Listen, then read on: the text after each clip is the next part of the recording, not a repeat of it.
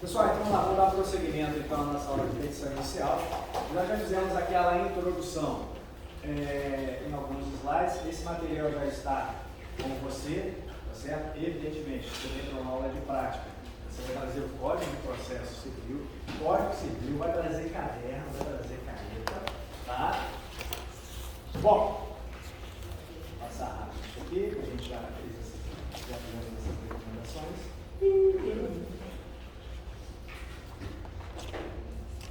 Esse material que a gente já fez, nós paramos.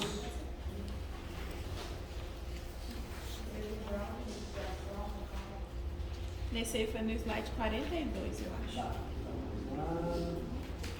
isso aqui eu vou passar um pouquinho rápido nessa questão, depois a gente vai até conversa. Chegamos a ler esse enunciado aqui. Então vamos fazer o seguinte, vamos ler novamente esse enunciado, que a gente vai contextualizar a aula, ou seja, nós vamos fazer uma petição inicial com base nesse caso. Então, para cada um dos requisitos da petição inicial, nós vamos nos valer desse enunciado aqui. Então, esse é o primeiro caso que chegou ao seu escritório.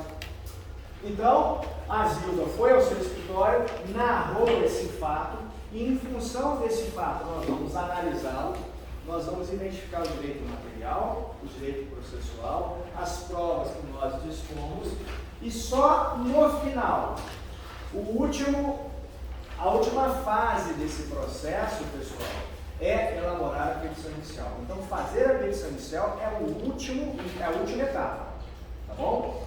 Então, vamos lá, alguém pode ler para mim, por favor? No dia 5 de 5 de 2019, a senhora Zilda da Silva viajou da cidade do Rio de Janeiro, onde é domiciliada, para Juiz de Fora, para visitar sua irmã. Ao chegar em Juiz de Fora, quando trafegava com seu veículo GM, placa HEB 1000, parou no semáforo do cruzamento das ruas Floriano Peixoto e Santo Antônio, que acabara de fechar, sinal vermelho. Alguns instantes depois, Pedro de Oliveira, dirigindo o automóvel VW Gol, placa SWT 2007, de sua propriedade, bateu na traseira do automóvel de Zilda, causando prejuízo material no valor de R$15.000. Após o acidente, Pedro, que é domiciliado na cidade de Belo Horizonte, não quis resolver amigavelmente a situação. Presenciaram o acidente duas testemunhas, senhora Maria e senhora Paula. Pessoal, então é um enunciado simples, é um caso simples que vai ser a base do nosso curso de petição inicial. Bom, lembrando que a petição inicial é a primeira peça do processo, é a peça mais importante do processo. O processo todo vai se desenvolver em função da petição inicial, pois o réu vai ser citado e ele vai contestar os termos da petição inicial. E o processo segue, as provas serão produzidas, principalmente para que o autor prove os fatos alegados, e ao final, o juiz ele vai julgar procedente ou improcedente os pedidos formulados na petição inicial. Então veja, a importância dessa peça que é a petição inicial. Uma coisa que eu sempre falo, e a nossa próxima matéria vai ser contestação, quem sabe peticionar, sabe contestar. Então, se você fizer um bom curso de petição inicial, na hora que você for contestar, você vai ter um senso crítico muito mais aguçado. Vem cá, o autor propôs a ação em Juiz de Fora. Se tivesse sido eu o advogado do autor, eu observaria a regra tal e proporia a ação numa outra cidade. Então, toda vez que você for contestar, você vai checar, vai fazer o checklist dessa sua petição. Você vai ter uma análise crítica da petição inicial. Claro, nos aspectos formais, e depois a gente vai atacar o mérito. Então, a gente vai, numa aula específica, abordar de forma bem aprofundada a contestação. Mas lembre-se, quem sabe peticionar, sabe contestar. Bom, para postular em juízo é necessário ter interesse. Pessoal, necessidade. Vem cá, quando é que é necessário eu propor uma ação? Quando é que é necessário eu provocar o Poder Judiciário? Quando eu não resolvo de forma amigável aquele problema.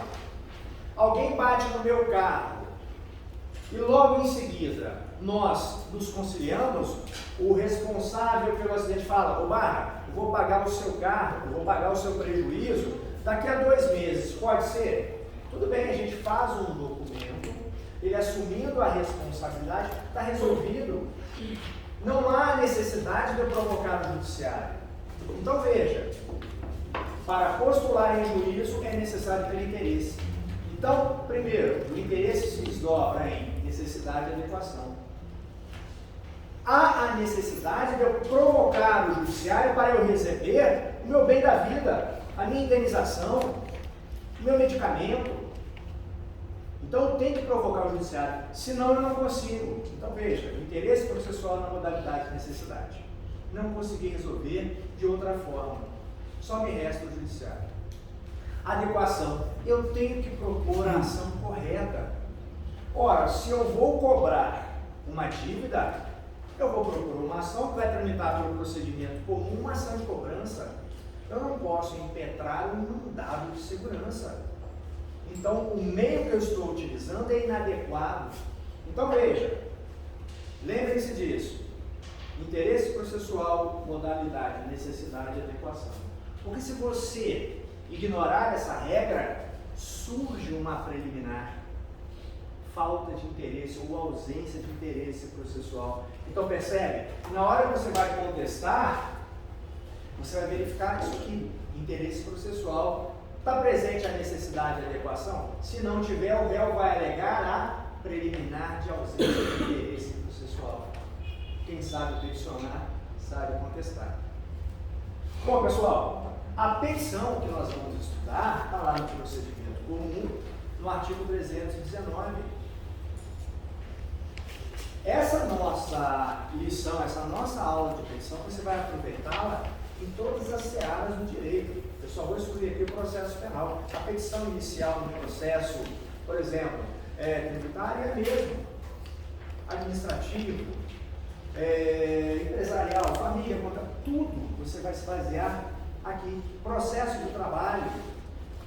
Então você vai utilizar esses ensinamentos aqui para fazer essa petição inicial, seja ela em qual área for, tá bom? Bom, os requisitos da petição inicial nós vamos falar um a um. E não basta você saber quais são, porque isso não quer dizer que você sabe fazer petição inicial. Porque para cada um desses requisitos eu vou remetê-los a inúmeros outros. São regras que você vai ter que analisar para aplicá-las, tá? Só peço aqui que vocês façam uma modificação. O 7 vira 5 e o 5 vira 7. Porque o valor da causa é o último tópico da petição inicial.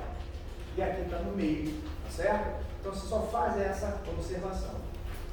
Lembrando que esses são os requisitos obrigatórios. Eu posso ter um tópico da gratuidade da justiça. Eu posso ter um tópico da prioridade da tramitação. Mas esses aqui são os obrigatórios. Posso ter alguns outros. Bom, pessoal, como eu falei na última aula, peticionar é contar uma história para alguém, de forma técnica. Esse alguém é o primeiro tópico da nossa petição inicial. A quem eu vou direcionar a minha petição inicial? Então, nessa apostila que eu forneci a vocês, eu tenho algumas regrinhas. Isso, com o tempo, vai sair de forma muito natural. Você vai bater os olhos no enunciado, num caso que lhe é proposto, e você já vai identificar isso. Mas até que isso ocorra, a gente vai ter que analisar algumas regras. Bom, estrutura da minha petição inicial. Pessoal, regras para que a gente identifique o endereçamento. É a primeira instância? Segunda instância?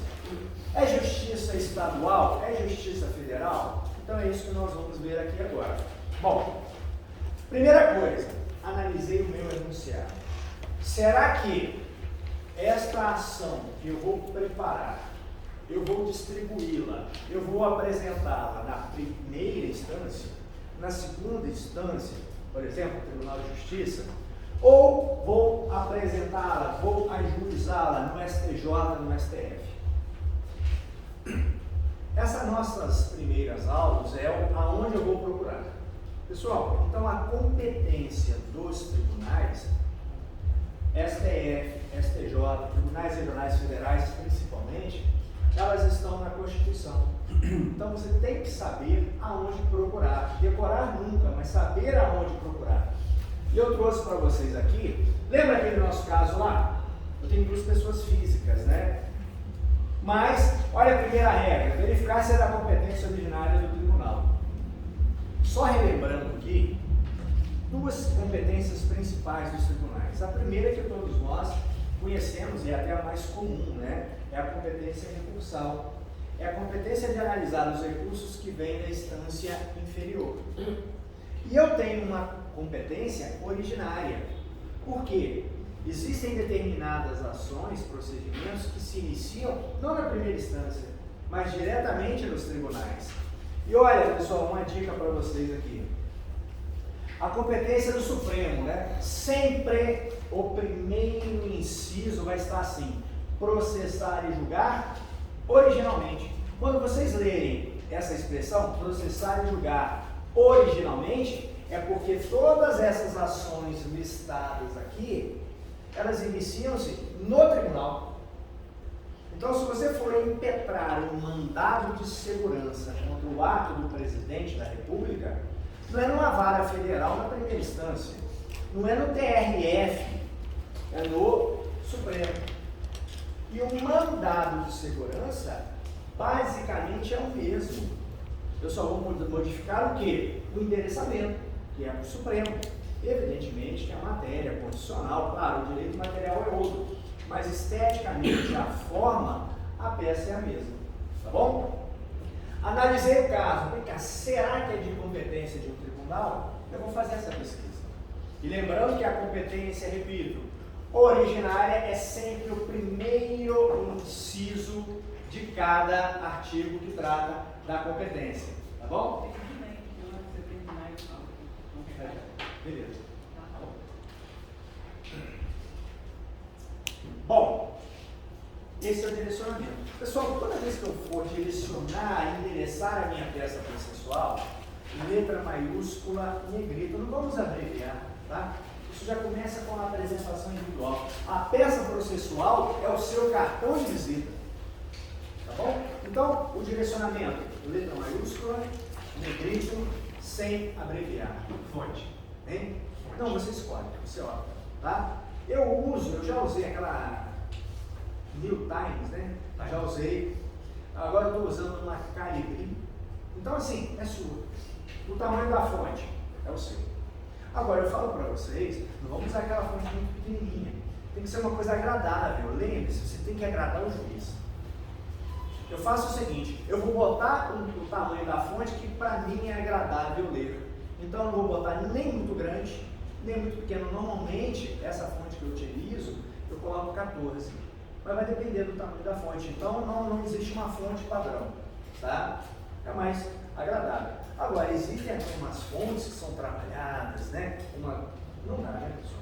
Não dá. Bom, no nosso caso, não é competência originária do Supremo. Aí eu vou descendo. Se não é da competência originária de um tribunal, opa, é primeira instância. Aí eu vou para a segunda regra.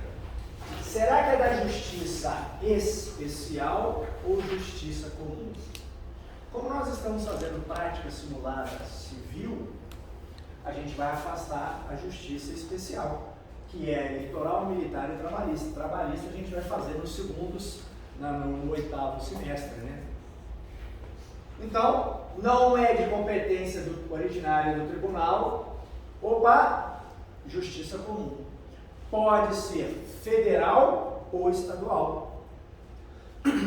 Aí a gente já vai para mais uma dica. Quais são as causas de competência da justiça comum federal? Aonde eu vou buscar essa informação? Pessoal, artigo 109 da Constituição.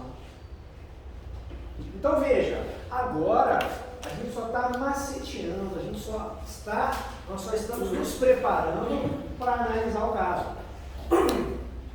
Alguém pode ler o caput para mim, por favor? Aos juízes federais compete processar e julgar. Olha só, pessoal, aos juízes federais, juízes primeira instância, desembargadores, ministros, tribunais. Então, pela própria leitura do artigo 109, primeira instância. Então, todas aquelas situações previstas nos incisos do artigo 109, competência da Justiça Federal. Então, a sua petição inicial será direcionada para um juiz federal. Tá? Bom, o inciso primeiro aqui, as causas em que a União, entidade autárquica, empresa pública federal forem interessadas nas condições de autoras, elas, assistentes ou oponentes, exceto, não é Justiça Federal, falência, acidente de trabalho, sujeitas à Justiça Eleitoral e Justiça do Trabalho. Ação contra a Caixa Econômica, Justiça Federal. Ação que você vai propor contra o INSS, tirando acidente de trabalho, Justiça Federal. Tá certo? Ação contra a União, Justiça Federal. Banco do Brasil, Justiça Estadual. Tá bom? E o detalhe, pessoal, se não estiver no 109, Justiça Federal, a competência da Justiça Estadual é residual. Não está aqui, é Justiça Estadual. A petição, uma ação que, imagine que a Caixa Econômica negativa o nome de um cliente. Você vai ajuizar uma ação declaratória de inexistência de débito, né, por negativação indevida, acumulada por dano moral. É a mesma petição inicial que você vai propor contra o Banco do Brasil. Só que o direcionamento da ação, um é para um juiz federal, do Banco do Brasil para um juiz estadual. Então a petição inicial é a mesma, estrutura é a mesma, tá bom? As empresas mistas, elas entram também no 109? Se tiver no 109, sim. Se não tiver, não. Tá? A previsão é expressa ali. Tá? Bom, pessoal, direcionamento da minha petição inicial para uma ação para uma ação que vai ser distribuída na Justiça Federal. Tá certo? Eu não vou entrar naquela polêmica que agora, né, com o novo CPC, que é de 2015, você coloca ao juízo da vara federal. Não vou entrar nessa polêmica. O código fala ao juízo. Então você coloca ao juízo, tá? Mas eu não vejo erro nenhum aqui. Nenhum. Por quê? Excelentíssimo senhor doutor juiz federal da vara civil. Você está direcionando para uma vara específica e para a localidade. Então o teu direcionamento da petição está certinho, tá? Mas para não polemizar, eu quis deixar isso aqui, tá? Você vai colocar o quê? De acordo com o CPC, ao juízo da vara federal da seção judiciária de Belo Horizonte. Seção capitais. Juiz de fora, tem vara federal, então é subseção. Tá bom? Seções nas capitais, subseções nas cidades. Então eu não vou entrar nessa polêmica, eu acho totalmente desnecessário. Tem pessoas que escrevem artigos, né, 20 laudas, não é juízo, você não pode escrever excelentíssimo, é o juízo. Gente, isso é uma perda de tempo total. Você imagina se o juiz vai ficar preocupado com isso, ou ele vai analisar o direito material para entregar o que você está pedindo. Então, realmente é uma discussão que não cabe, mas você vai colocar ao juízo. Tudo bem? Só quis deixar isso aqui, mas eu não vejo que isso aqui está errado em hipótese alguma. Tá? Bom, estou direcionando para o juiz federal. Tá? Mas eu verifiquei que aquele caso que eu estou analisando não é de competência da Justiça Federal. Aí eu vou direcioná-lo para um juiz de direito, juiz estadual e juiz de direito. Tá? Mesma observação, ao juízo da vara civil, ao juízo da vara de família, ao juízo da vara da fazenda estadual da comarca X. Tudo bem?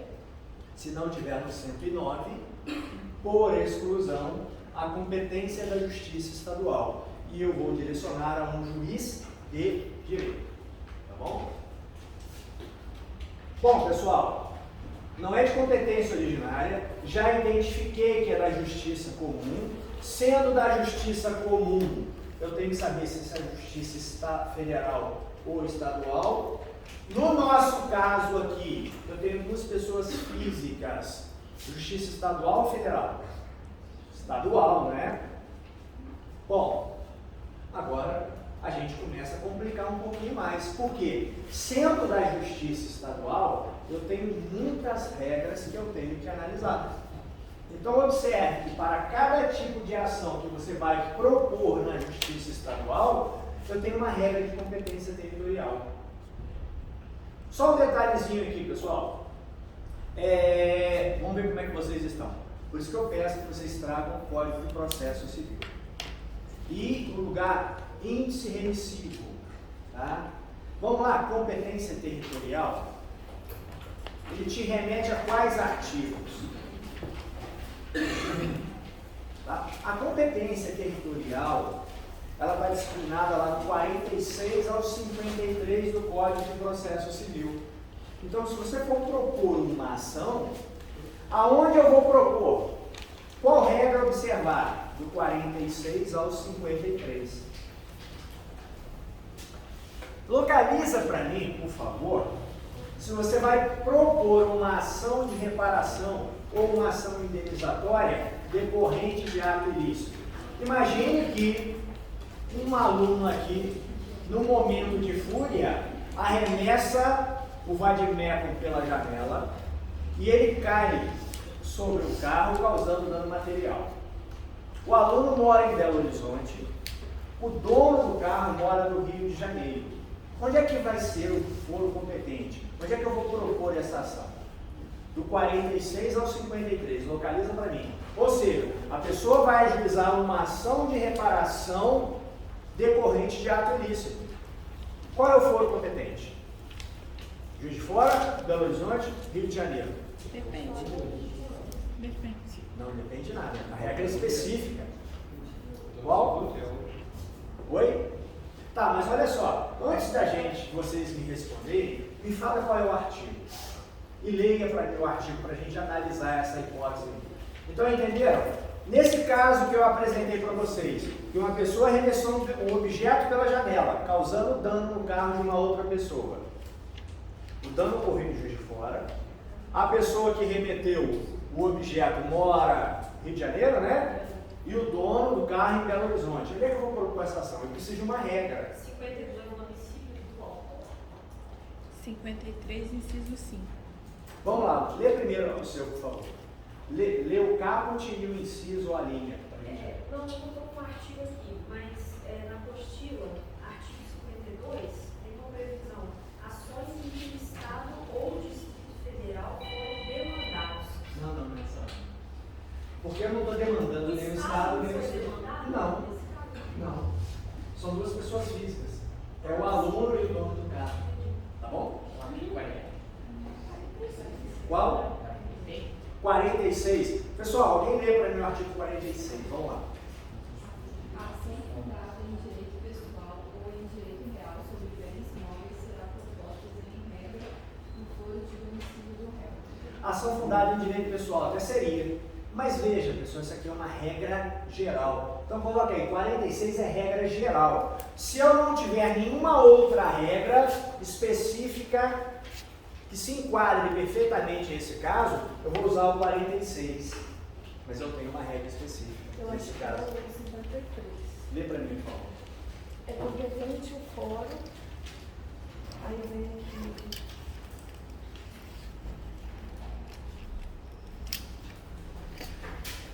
Lugar ou ato de fato da ação da reparação do dano. Beleza. Então, olha só. Então, foi o 53. Quarto A. Então, 53, 4A. Agora você vai ler para mim direto. 53, 4A. Tudo no seguidinho. É competente o fórum. No lugar do ato ou fato para a ação da reparação do dano. Juiz de Fora. Não importa onde o autor ou o réu more. Então, veja, pessoal. Nesse caso específico, eu tenho uma regra. Se eu não tivesse essa regra, usaria o 46. 46 é regra geral. Tá bom? Então ficar atento a isso. Acidente, agora vamos lá. Acidente de trânsito.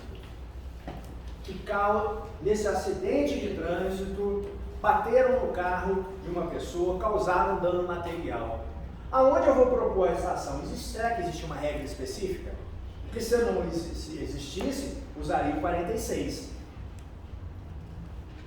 Então vamos lá. Acidente de trânsito. Qual é o foro competente para eu propor uma ação para buscar uma indenização de um dano advindo desse acidente? Está do 46 ao 53.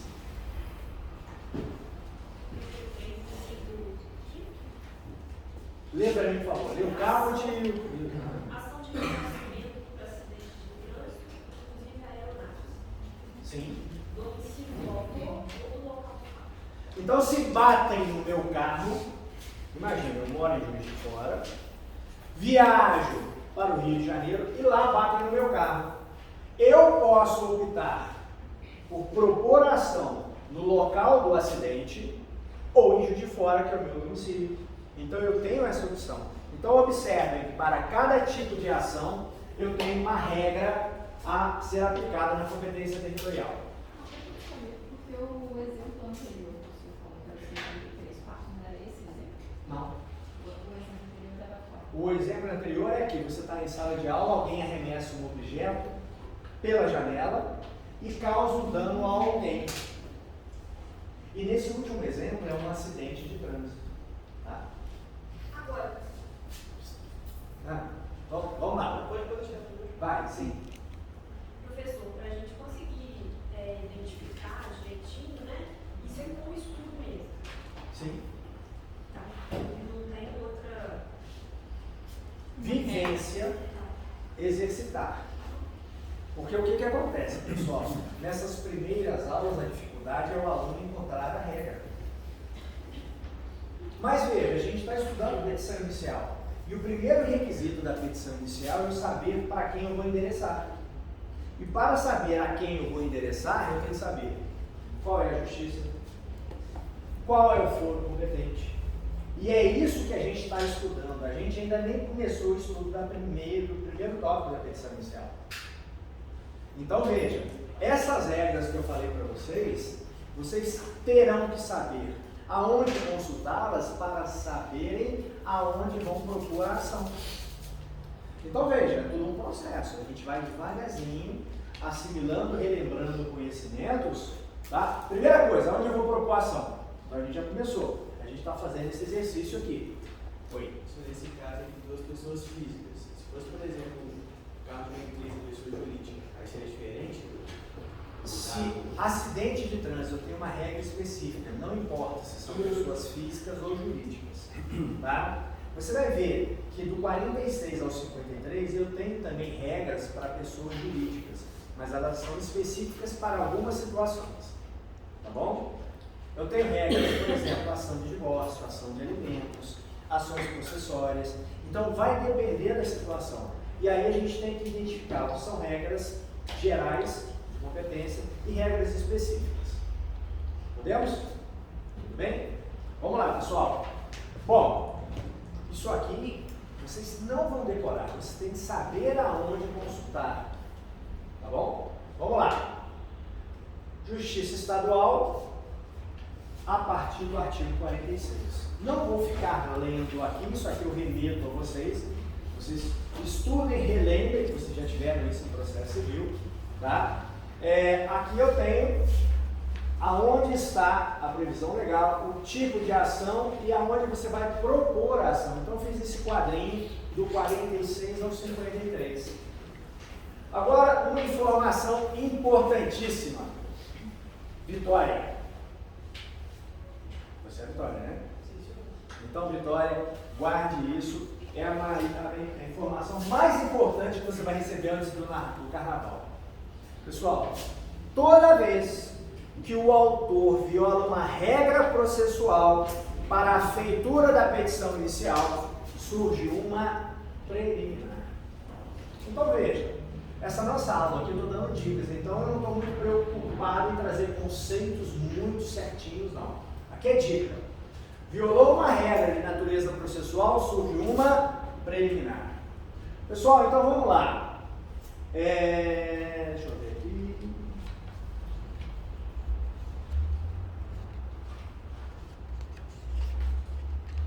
Tá. Olha só. A ação prevista no artigo 53.1. Ações de divórcio, separação, anulação de casamento, reconhecimento ou dissolução de união estável. Domicílio do guardião do filho incapaz. Então imagine, marido e mulher se separam de fato. A mulher vai para uma cidade levando o seu filho menor e o marido fica em uma outra cidade. E o marido ele toma a iniciativa de ajuizar uma ação de divórcio litigioso. Pessoal, qual é o foro competente? Da mulher que está com o filho incapaz. Então a ação tem que ser proposta lá. Eu não tenho uma regra de natureza processual que define o local correto? E se porventura o marido fala o seguinte, negativo, não vou propor uma ação de Juiz de Fora não, eu vou causar tumulto na vida dessa mulher, vou propor ação aqui em Belo Horizonte onde eu estou morando, tá certo? Não. Ele violou uma regra de natureza processual? Sim. Vitória, toda vez que você viola uma regra de natureza processual, surge o quê? Uma preliminar. Nós vamos ter uma aula muito bacana de contestação. Pessoal, as preliminares estão lá no 337. Imagine você, advogado ou advogada da mulher, quando for apresentar a contestação. Qual é a primeira matéria que você vai alegar? Juiz, a ação foi proposta numa localidade errada. Olha lá, o artigo 53.1 fala que a ação tinha que ter sido proposta aonde eu moro com meu filho, Juiz de Fora. E o marido propôs em Belo Horizonte. Que preliminar é essa? Achem no 337. Se você sabe o foro competente, está errado, você vai saber alegar na contestação. Está errado, tá? Lá no 337, eu tenho várias preliminares. Propor a ação no local errado. Eu não vou falar o nome da preliminar, senão você vai localizar. Qual é essa preliminar? Competência absoluta e relativa. É uma ou outra? Qual delas? Absoluta, porque está expresso na lei. Olha só, pessoal. Macetezinho. Veja bem. Quando eu falar em incompetência absoluta, por exemplo, o cara errou a justiça. Errou a justiça. Qual é a justiça competente para analisar vínculo empregatício? Justiça do trabalho, está dentro da competência material da justiça do trabalho. Se o empregado propõe uma ação, uma reclamação trabalhista, pleiteando vínculo empregatício contra uma empresa, na justiça estadual, ele errou de justiça? Sim. Incompetência absoluta. Então, assim, a grosso modo, errei de justiça, incompetência absoluta. Incompetência relativa. Eu acertei a justiça, mas errei o foro. Aqui, não tinha que ter sido proposto o domicílio da mulher, que é guardiã do incapaz? Ele propôs em Belo Horizonte, na Justiça Estadual de Belo Horizonte. Então, toda vez que eu erro o foro competente dentro de uma mesma justiça, justiça estadual, eu estou diante da incompetência relativa. E quando eu erro de justiça, incompetência absoluta. Qual é a consequência de uma ou de outra? Quando o réu alega incompetência, seja ela relativa ou absoluta, ele quer que aquele processo saia do local onde ele foi proposto de forma equivocada e seja remetido por um foro competente. Então, a mulher, ao alegar a incompetência relativa, o que ela quer? Juiz, reconheça a sua incompetência, você aqui de Belo Horizonte, e remeta os autos para um juiz de direito de Juiz de Fora. O que o réu quer quando ele alega incompetência absoluta? Juiz de direito, justiça estadual, reconheça que você é incompetente para reconhecer vínculo empregatício e remeta os autos para a justiça do trabalho. Incompetência absoluta, no nosso exemplo, errou a justiça. Incompetência relativa, dentro de uma mesma justiça, mas você violou uma regra. Você propôs um domicílio errado, um foro errado. Tudo bem? Na sentença absoluta, ele pode determinar de ofício. Sim. Na relativa, tem algumas hipóteses que ele pode determinar de ofício, como por exemplo Olha só. a questão do menor. Aí, só não quero antecipar não, mas vamos lá, lê para mim o artigo 3, parágrafo 5º do artigo 337.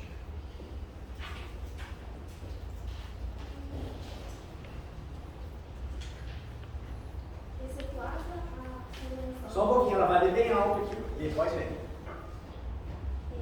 Excetuada a convenção de arbitragem baseada em competência relativa, o juiz conhecerá de ofício das matérias enumeradas nesse artigo. Preliminares. O juiz não precisa ser provocado, ele tem que conhecer de ofício. Ele tem a obrigação de conhecer das preliminares, exceto incompetência relativa e convenção de arbitragem. As únicas duas. Todas as demais ele não precisa ser provocado, ele tem que conhecer. Tudo bem, pessoal? Então percebeu que se o autor erra, viola alguma regra de natureza processual na elaboração da sua petição inicial, gera uma preliminar? Então a gente não vai errar. Tudo bem? Então vamos lá. Detalhe. E se aquela relação jurídica envolvendo as pessoas, ela for uma relação de consumo? Aonde é que eu vou buscar essa minha regra? O consumidor quer propor uma ação, por exemplo, contra um banco. Pessoal, aí a gente vai ter que analisar o seguinte. É relação de consumo? Então eu vou buscar a minha resposta no Código de Defesa do Consumidor. Se não tiver no Código de Defesa do Consumidor, regra geral, CPC. Mas eu tenho lá, olha lá, artigo 101, do Código de Defesa do Consumidor, domicílio do consumidor. Ação locativa inicial, Lei 8.245. Eu tenho regras processuais dentro da Lei 8.245. Fora do lugar de situação da coisa, salvo se outros for previsto no contrato de locação. Estatuto do idoso, e aí vai.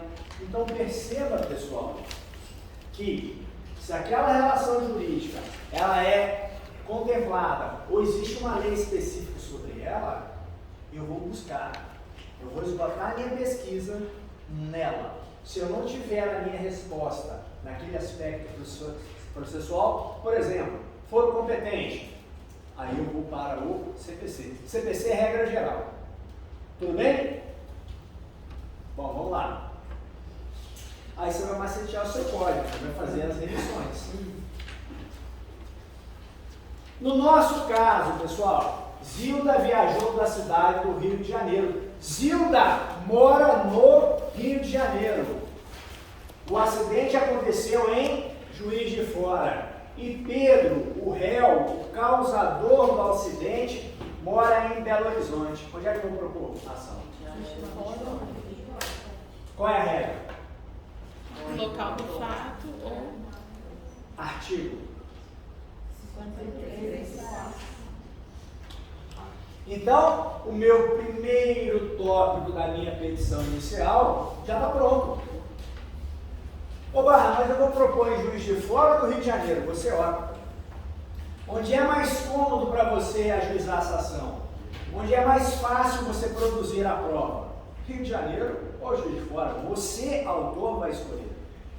Mas se você fugir a alguma dessas regras, você está violando uma regra de natureza processual e surge uma preliminar ao juízo da Vara Civil da Comarca de Juiz de Fora ou Rio de Janeiro. Tudo bem? Então, essa foi o primeiro requisito da minha petição inicial. Então, vocês têm que estar familiarizados aonde consultar essas regras. Tudo bem? Vamos lá. Bom, se eu estou contando uma história com alguém, eu já sei, né? Juiz de Fora, Rio de Janeiro, Justiça Estadual. Quem são os personagens dessa história? Poxa, o autor e o réu. Quem é o autor e quem é o réu? Quem é que pode figurar como autor? Quem é que pode figurar no polo ativo? Quem é que pode figurar no polo passivo? É o nosso segundo tópico que a gente vai analisar agora. qualificação completa do autor e do réu. É o segundo tópico da minha petição inicial. Pessoal, para postular em juízo tem que ter legitimidade ativa e passiva. Legitimidade ativa é o autor, é o titular do direito lesado. Se alguém bate no meu carro e esse carro está registrado em meu nome, somente eu tenho legitimidade para ajuizar uma ação de indenização por dano material. Ninguém pode fazer isso por mim. Legitimidade ativa. Titular do direito lesado ou ameaçado. Eu vou ajuizar ação contra quem? Quem me causou o dano? Legitimidade passiva. Agora, pessoal, se eu colocar uma pessoa diferente no polo ativo, que não seja o titular do direito lesado, ou uma pessoa que não seja o causador do dano no polo passivo, está errado? Se eu coloco alguém aqui que não é o titular do direito lesado, está errado? Sim. E aqui, está errado? Sim. Violei uma regra de natureza processual? Sim. Quando eu vier uma regra de natureza processual, surge o quê? Exato. Acha para mim lá no 337. Imagine que eu sou o réu e eu vou responder a uma ação indenizatória. Eu falo, opa, esse cara aqui não é o dono do carro, ele não pode figurar no polo ativo. Que preliminar eu vou alegar? Como é que chama essa preliminar aí? Opa, mas se o carro for meu, está no meu nome e for uma terceira pessoa que estiver dirigindo? Só você tem legitimidade. Mesmo que uma pessoa esteja dirigindo. Mas e se o boletim de ocorrência foi tudo feito no nome do condutor? Não. O dano é do seu carro. Por exemplo, imagine que eu tenho um carro e te empresto e você bate com o carro. Só dano material. Você não tem legitimidade para cobrar um dano material de um bem que não lhe pertence. Mas, se você ter ferimentos, você pode eventualmente cobrar o prejuízo que você teve, não por ser o dono do carro, mas por ser a pessoa que estava conduzindo, em função de um ato ilícito. No terceiro, você teve um dano, ficou internado, teve cirurgia, teve uma cicatriz. Aí você vai pleitear um direito seu, um dano que você sofreu, mas não no carro. Percebeu? Pode ser na mesma ação? Oi? Não. Distintos. Tá? Então veja, o dono do carro, dano material do carro, mas você teve um ferimento.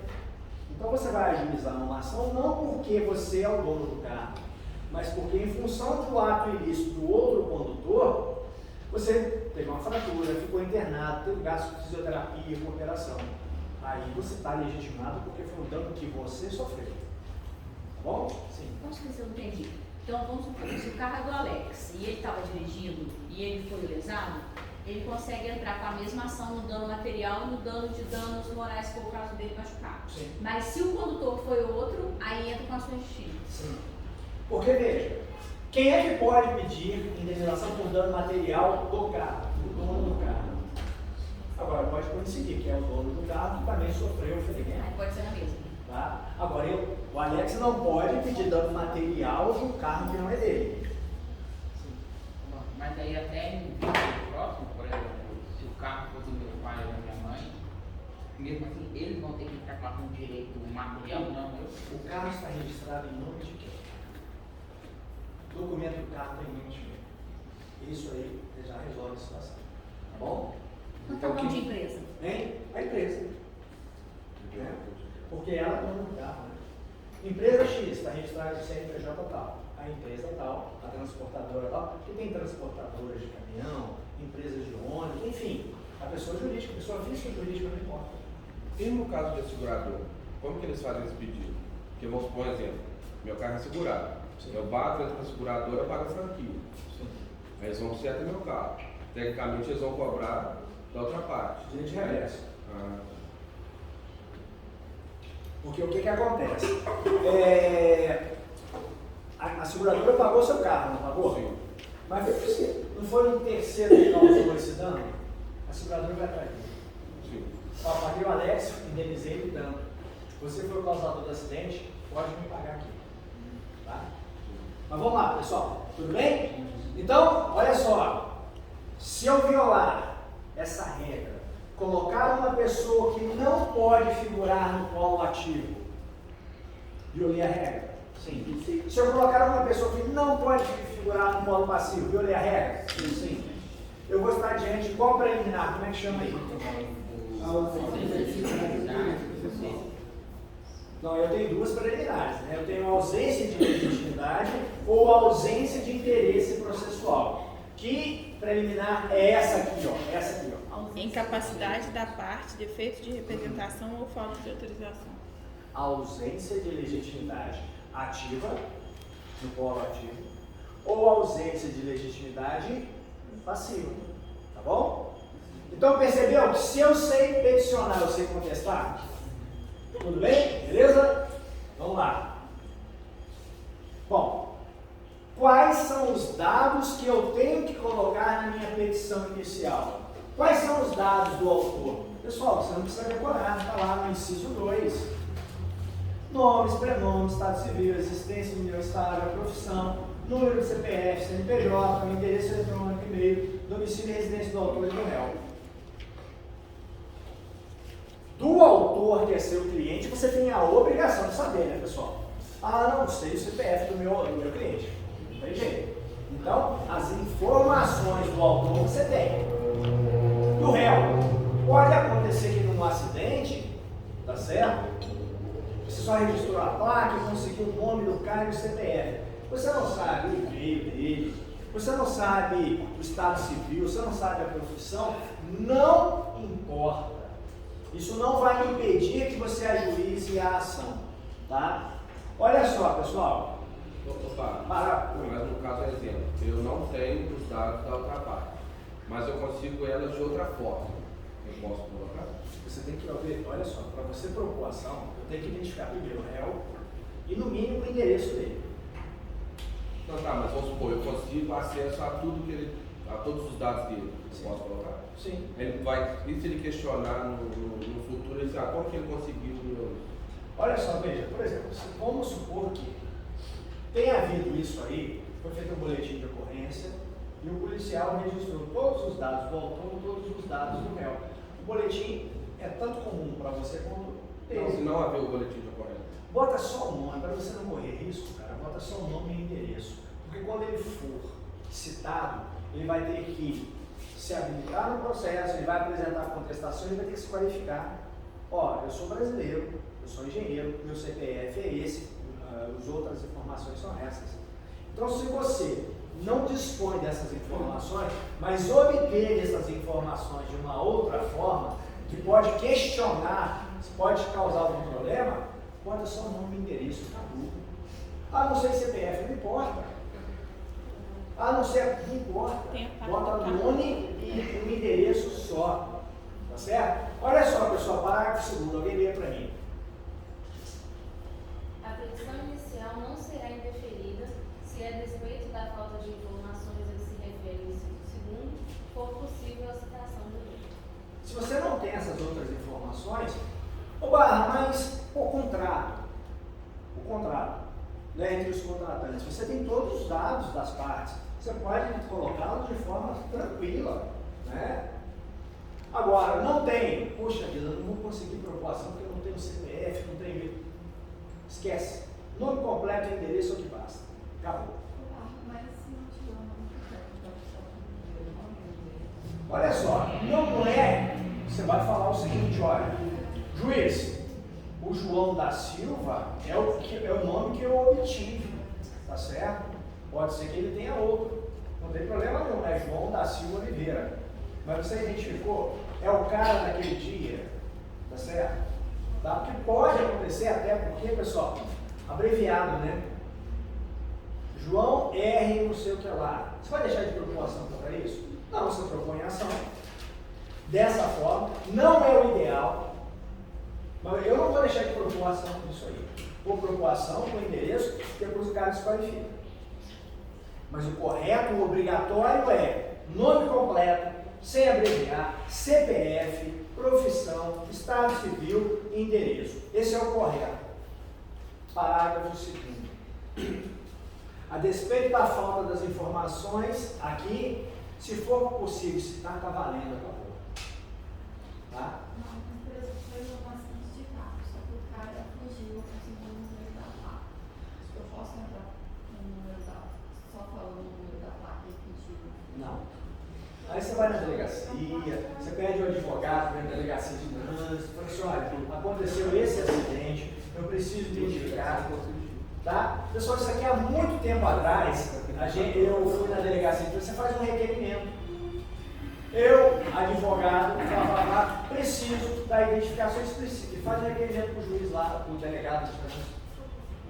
Porque eu não tenho como propor uma ação, eu não tenho o nome do réu, aí não dá.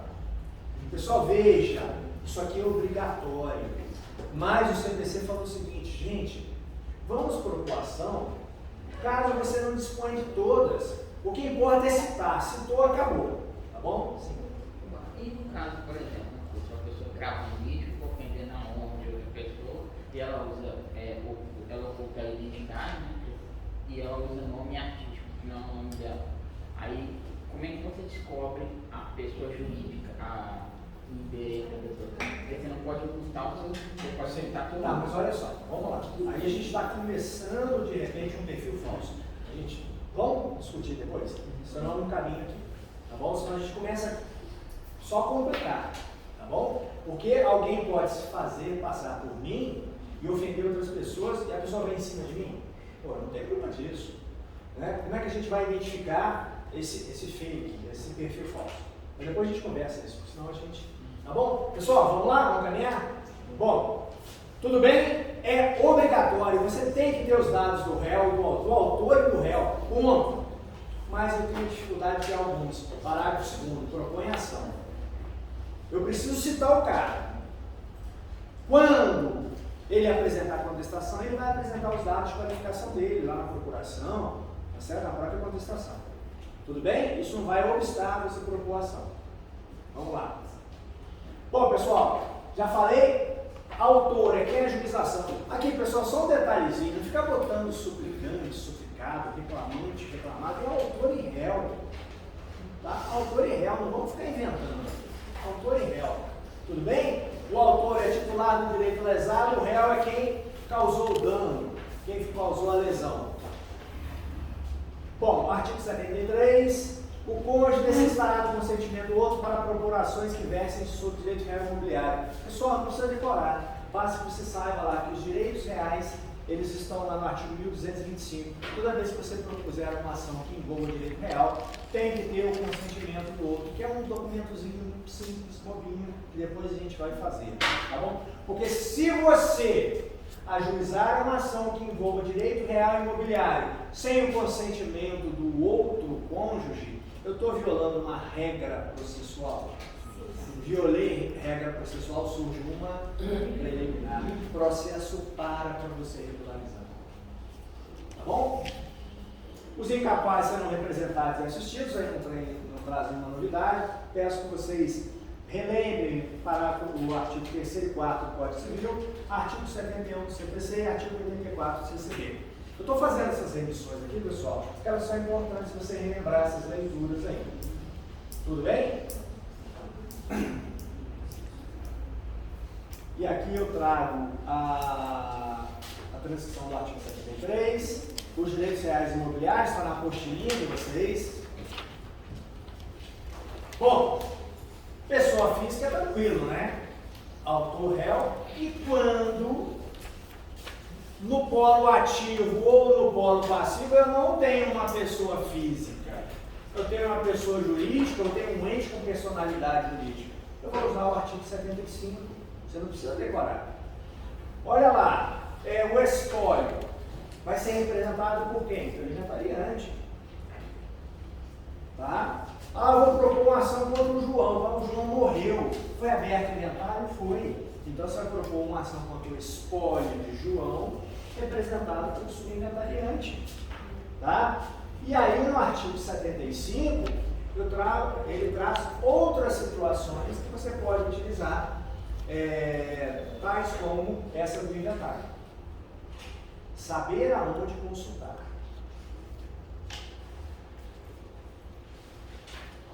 Pessoal, dicas para dar nome às ações. Como é que chama aquela moça lá? Hein? Então, Kathleen. Pessoal, imagina, ação, é obrigatório você colocar nome na ação? Não é. Você pode simplesmente falar o seguinte, ó, João da Silva, qualifico o seu advogado, vou propor a presente ação contra o réu, acabou. Ponto. Acabou. Mas a sua petição não vai ficar bacana. A sua petição vai ficar mais completa se eu nominá-la. E colocar nome na ação é a coisa mais fácil do mundo. Tá? Eu me lembro que quando eu me formei numa faculdade muito boa, mas a minha prática foi muito ruim. Eu saí sem saber fazer petição inicial.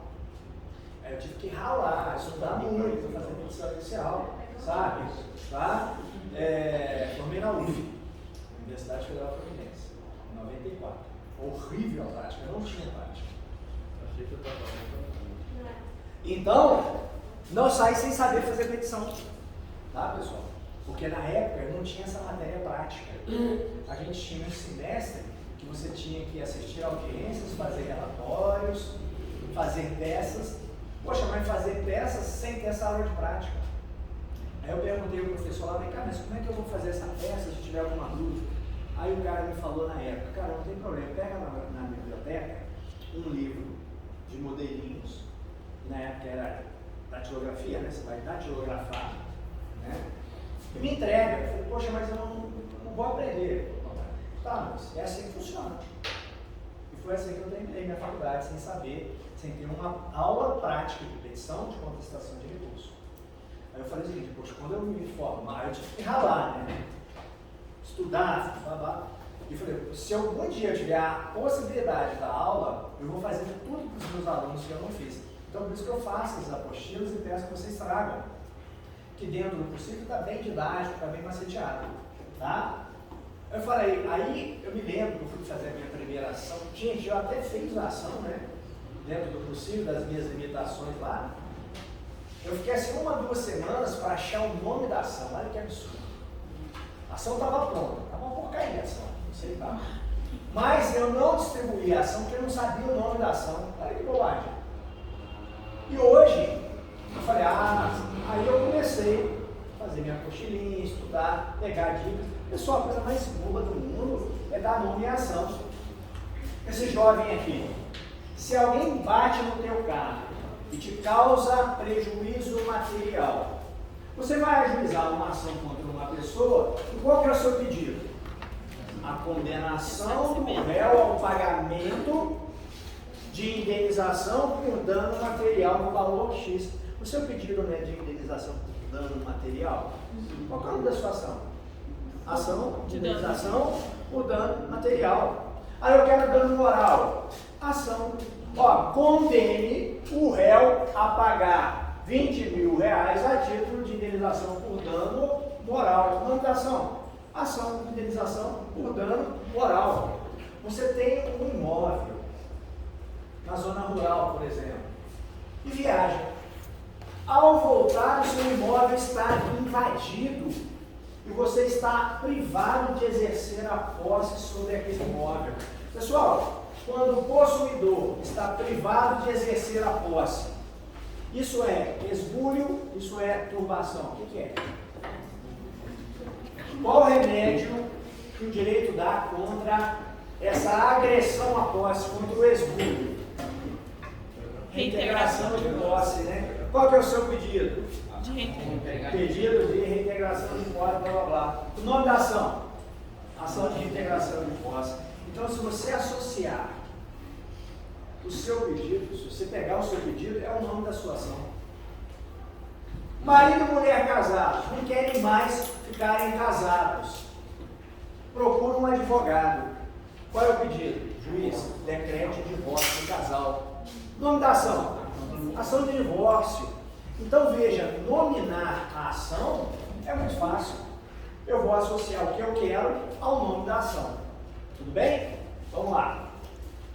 Associar o nome da ação ao pedido que será formulado. A gente já está encerrando, tá, pessoal? Só vou terminar esse tópico aqui, para a gente não ficar no meio da informação.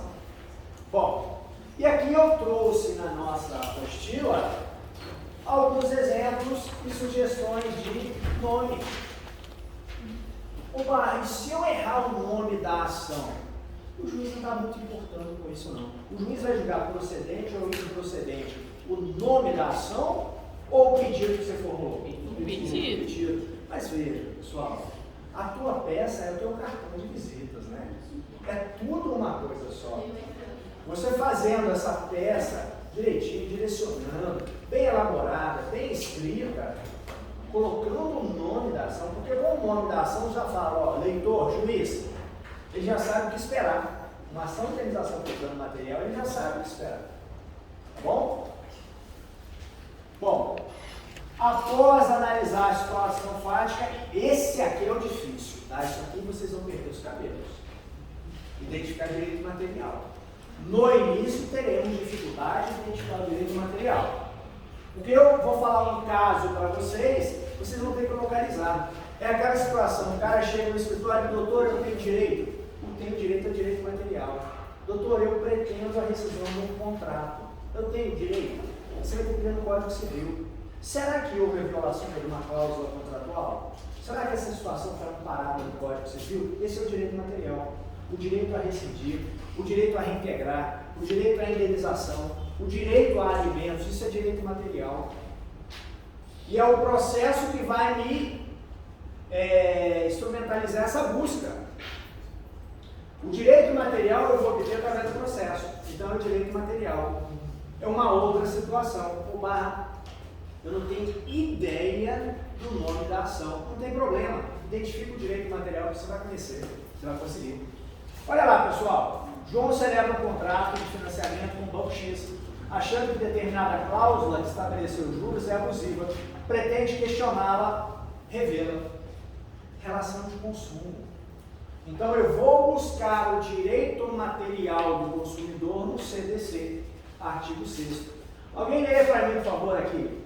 Aqui, ó, artigo 6º. Lê essa parte toda aqui. São direitos básicos do consumidor. 5.